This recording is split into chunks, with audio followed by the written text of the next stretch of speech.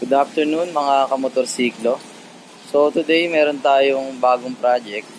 Mag-i-install tayo ng hazard switch sa Mio Sporty.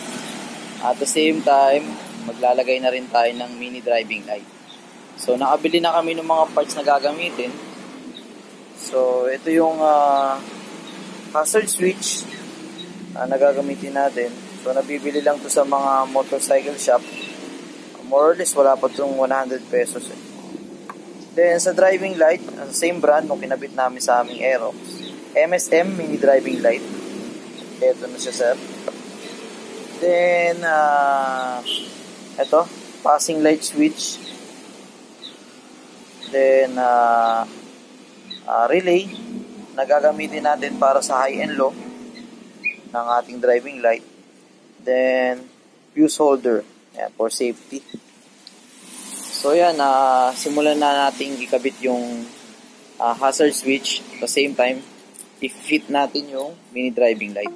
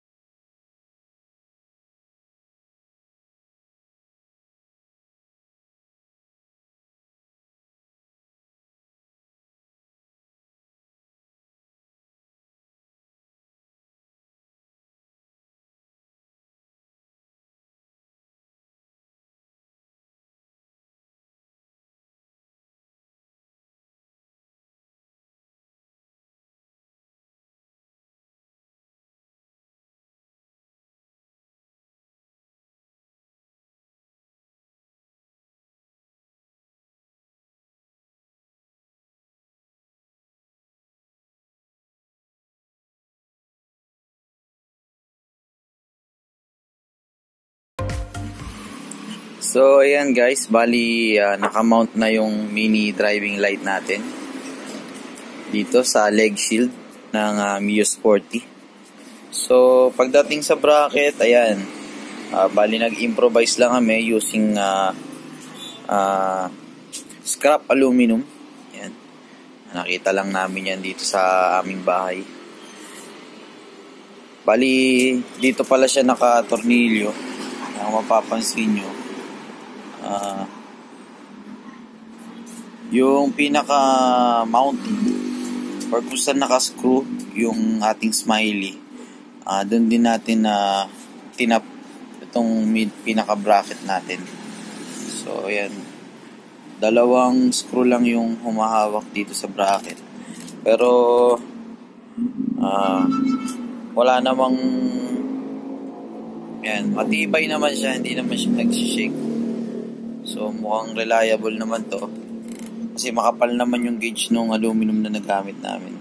Yan. Then ayan, bali siniptay na rin namin yung pinaka-ballast nung driving light. Parang pinaka-cable management niya dito. Then ito yung pinaka-relay niya. So ngayon guys, gagawa namin to ng wiring diagram para sa mga gusto ring mag-DIY, para meron kayong susundan na wiring diagram. Tapos ito, wawiringan na namin to ngayon para maikabit na natin sa ating Mio Sport.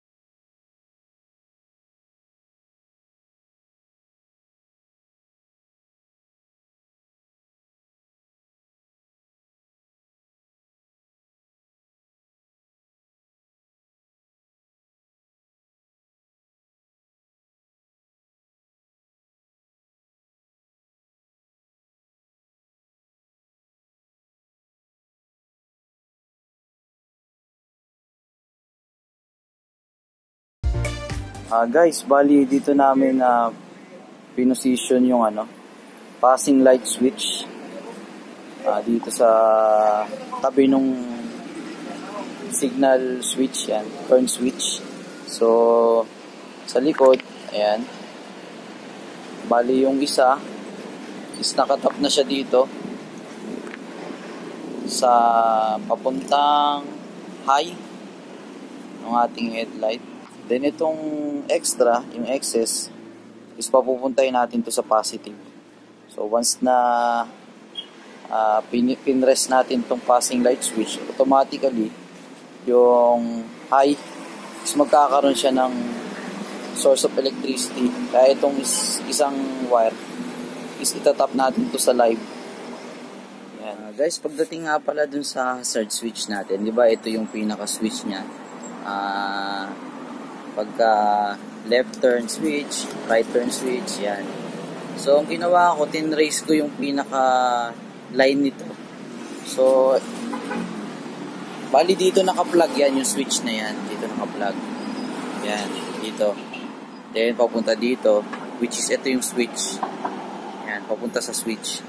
So ang ginawa ko, dito ako nag-tap sa tatlong line, which is itong green, white, brown, tsaka dark brown. Para kahit na magpalit tayo ng switch, in case masira itong switch, so hindi maapektuhan yung ating hazard switch. So dito siya kumuha sa harness.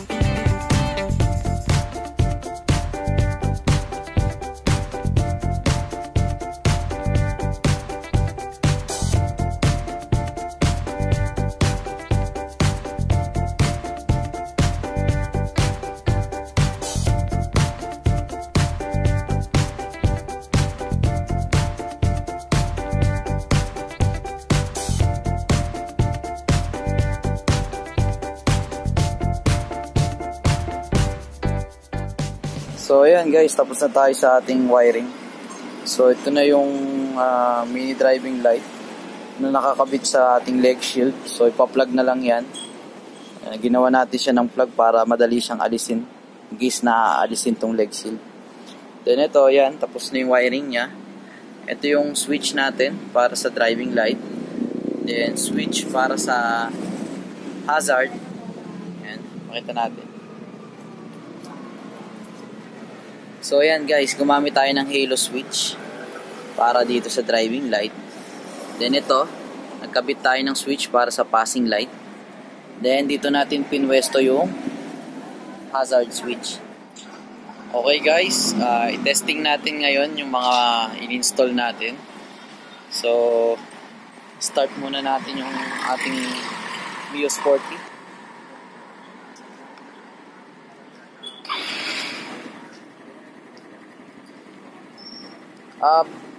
Guys, before nga pala kayo mag-install ng mga any additional lights, make sure na yung Mio Sporty nyo is naka-converted na to full wave. Because pwede kasing mag-cause ito ng pagkalobat ng inyong battery dahil medyo malakas kumonsumo ng electricity itong mga ini-install natin. So much better kung naka full wave na kayo guys. So ayan, subukan muna natin yung stock na headlight niya kung ano lang yung kayang ibigay nito. So ayan guys, bali si Mio Sporty namin is naka tri-LED siya. So ito yung pinaka buga niya. Yan.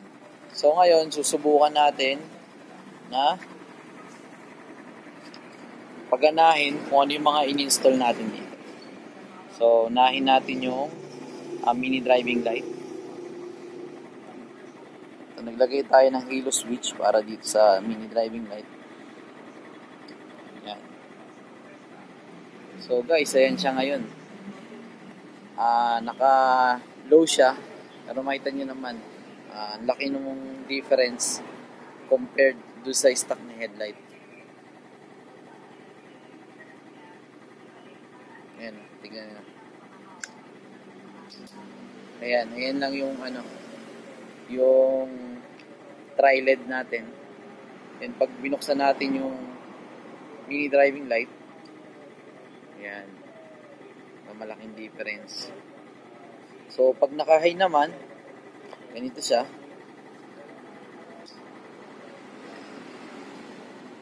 So, nasa sa inyo na lang yan, sir. Pwede nyo namang i-adjust para medyo yumuko siya. Pero tingin ko, sa mahabang kalsada, sakto lang yung bato nito eh. Mas maganda siya, mas malayo yung naabot niya. So, subukan natin yung passing light. Ito yung install natin passing light. Ayan, sige. So, ayan. So, ang gamit naman ito guys, siguro, kunwaring may kasalubong kayo, medyo pitin yung, tingin nyo, mabibiting kayo sa pag-overtake. So, pwede nyo gamitin yung passing light. Pwede rin to sa, pagka may mga dumadaang tao, yan, pwede nyo parang magbigay kayo ng warning na para maiwasan yung collision sa daan. Then, so ngayon, subukan naman natin yung nilagay nating hazard.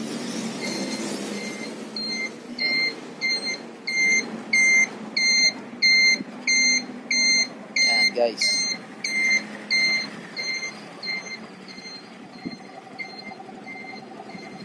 Ayan, working siya, guys. Bali, dito pala natin pinosisyon yung mini driving light. So, ang ganda niya. Medyo hindi siya unahin.